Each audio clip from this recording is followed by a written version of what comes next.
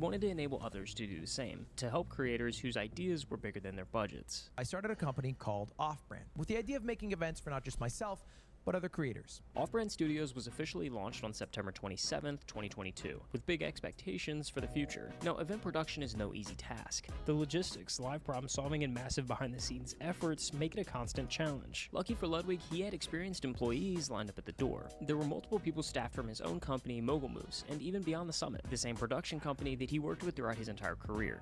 Now, for those of you who don't know, Beyond the Summit was a production company that played a huge role in shaping the culture of esports. They held events for games like Dota 2, CSGO, Rocket League, and of course, both of the Super Smash titles. It was known as a community-driven company that cared equally about the fans and the players. But with the esports community taking a tumble, they were eventually forced to shut down in early 2023. But Off-Brand wasn't trying to be Beyond the Summit. Its goal wasn't to just host gaming tournaments, it was to challenge the norms of live streaming. For example, XQC's gaming show Juiced. Juiced was a game show where contestants would compete in games of wit and athleticism to win the final prize, which was basically to not get juiced. It wasn't a brand new. I didn't even know XQC had a TV show.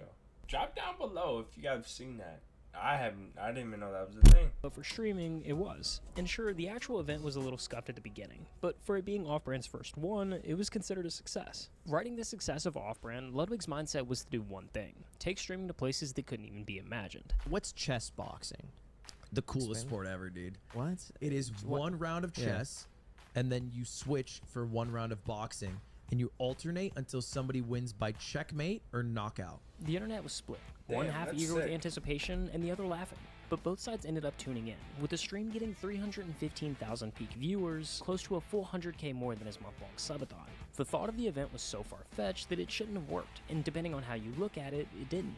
The chess boxing event lost close to $150,000 of Ludwig's own money, but it wasn't about profit, it was about what was possible, and that same thought process persisted through every event. This was the coolest event I've ever been able to do.